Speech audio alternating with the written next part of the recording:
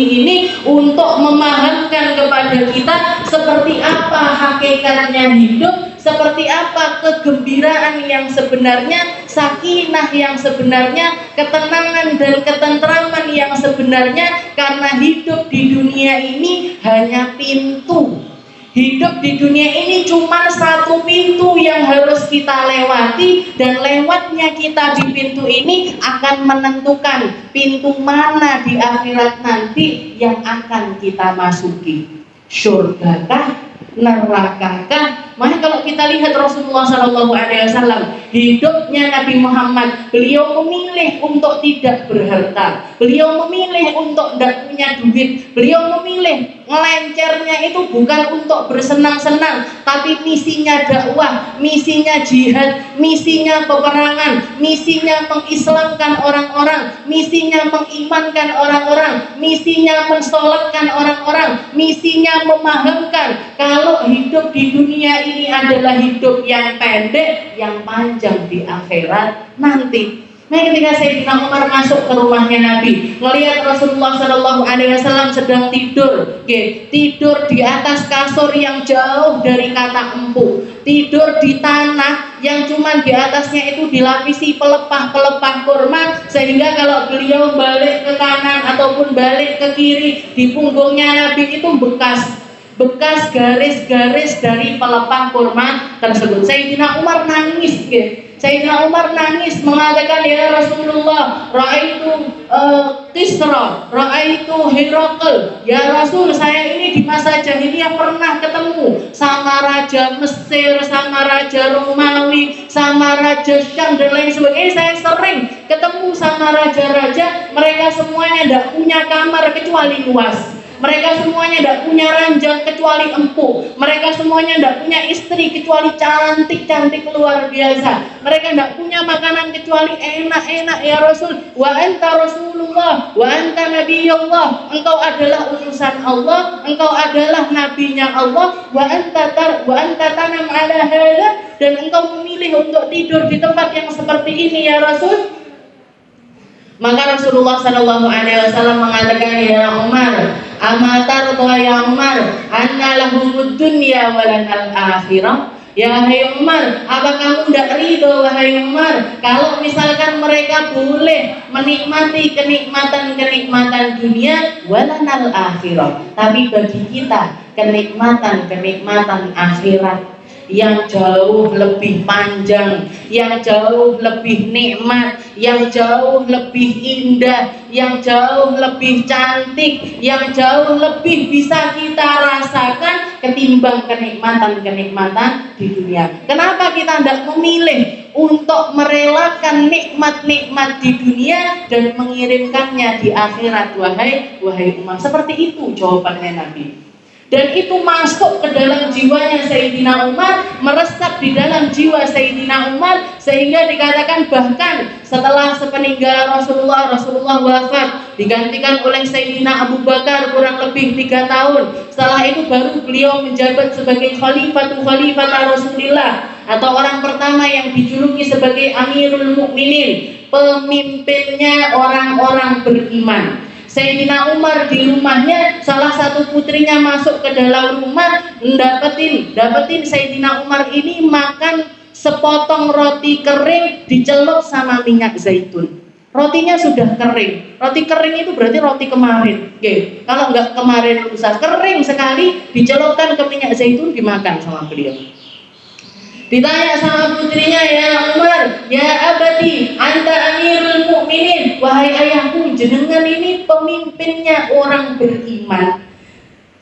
Di masa Sayyidina Umar Islam berjaya, di masa Sayyidina Umar banyak negeri-negeri yang takluk di bawah kepemimpinannya Sayyidina Khalid bin Walid, di bawah kepemimpinannya Sayyidina Umar bin Khattab. Istilahnya harta kita sudah banyak, makanan berlimpah, makanan berlimpah, budak-budak berlimpah, harta emas perak rampasan dari negeri-negeri yang ditaklukkan itu luar biasa banyak ada di Madinah. Wa anta ta'kul mithla hada, sedangkan Anda makan roti kering seperti ini, wahai Umar. Katanya Sayyidina Umar, jawabannya simpel sekali. Beliau mengatakan hakadza ra'aitu Rasulillahi akal.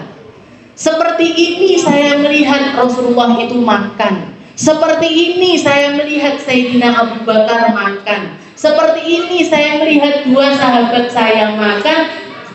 Dan saya dan aku, kata Sayyidina, dan aku telah berjanji kepada diriku sendiri untuk hidup seperti hidupnya Nabi, makan seperti makannya Nabi, minum seperti minumnya Nabi, tidur seperti tidurnya Nabi, la'allani an alhaqo bihima. Semoga saja Allah Ta'ala berkenan untuk mengumpulkan saya dengan dua orang sahabat saya. Cuman itu tujuannya. Tidak tertipu sama sekali dengan kemewahan, tidak tertipu sama sekali dengan jabatan, tidak tertipu sama sekali dengan ilmu yang beliau miliki, dan tertipu dengan apapun yang menjadi zukhruful hayatid dunia, perhiasan-perhiasan dunia. Siapa yang tidak senang sama rumah mewah? Siapa yang tidak senang sama jilbab bagus? Gitu. Siapa yang tidak senang dengan perhiasan-perhiasan indah? Semuanya senang, gitu. Semuanya senang. Tapi ketika kita menjadi orang beriman, menjadi orang yang berislam, tahu persis harta ini untuk apa, bisa kita manfaatkan untuk apa, mau dibawa kemana. Semua yang mereka miliki dikirim ke negeri akhirat, memilih untuk tidak mencicipi dulu di dunia agar nanti puas-puas menikmatinya di akhirat. Ada kan tidak tahan gitu. Ini makanan di depan. Siapa yang tidak senang? Gitu. Siapa yang tidak tertarik? Siapa yang tidak kepingin-pingin? Gitu. Beliau pun punya rasa kepingin itu punya, tapi karena makrifahnya, karena hikmahnya, karena ilmunya, karena penahanan emosi mereka, karena apa? Hal-hal indah yang telah Allah Ta'ala titipkan kepada mereka dengan porsi-porsi yang besar, porsinya besar sekali yang didapat oleh generasi awal para didikannya Rasulullah Shallallahu Alaihi Wasallam secara langsung. Sayyidina Ali bin Abi Thalib di tengah-tengah peperangan, tengah-tengah peperangan ini pedang sudah di lehernya musuh. Jadi musuhnya ini, pedangnya Sayyidina Ali sudah ada di lehernya musuh tersebut. Ternyata musuh ini ketika mau dipenggal, diludahin wajahnya Sayyidina Ali. Kalau kita, misalnya kalau orang pada umumnya, kalau sudah marah, yang baik aja lo bisa dirusak. Tapi ketika pedang ini sudah ada di lehernya musuh, diludahin, bukannya diteruskan untuk dipenggal, enggak, dilepaskan. Setelah itu ditanya sama orang kafir, ya Ali, kenapa kok seperti itu wahai Ali? Katanya Sayyidina Ali, pedang ini selalu aku hunuskan di jalannya Allah. Saya bunuh orang karena Allah. Saya bunuh orang li'ila'i kalimatillah, agar mereka bersyahadat, agar mereka sholat, agar mereka puasa, agar mereka beriman kepada Allah Subhanahu wa Ta'ala. Ketika aku membebaskan pedangku di lehermu waktu itu, aku melakukannya karena Allah. Tapi begitu kamu meludahi aku kharaja syaitani min nafsi. Jadi setanku keluar dari diriku, emosiku keluar, rasa marahku keluar, dan aku tidak mau menodai kemurnian niat pedangku habis gara-gara emosiku, sehingga ketika aku memenggal dirimu yang harusnya memasukkan aku ke dalam surga, memasukkan aku ke dalam neraka. Saya nggak mau melakukan yang seperti itu. Bahkan diusir, suruh pergi sama Sayyidina Ali, idhab lan tamuta hatta tashhad an la ilaha illallah. Pergi kamu, tak sumpai kamu tidak akan mati kecuali kamu bersyahadat. Didongakne malah, didoakan untuk beriman. Pergi dia, dikatakan laki-laki tersebut apa setelah itu dia masuk Islam? Tidak sama sekali.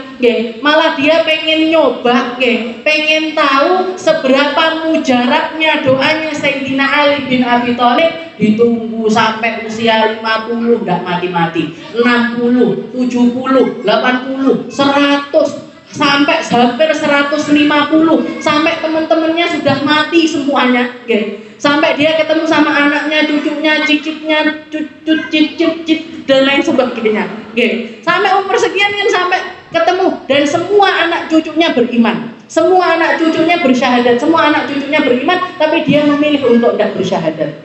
Sampai dikatakan hatta saintu ala hayati, sampai saya capek hidup, sampai saya bosan dengan umur panjang ini, akhirnya dia memutuskan untuk bersyahadat asyhadu an la ilaha illallah wa anna muhammadar rasulullah, mati.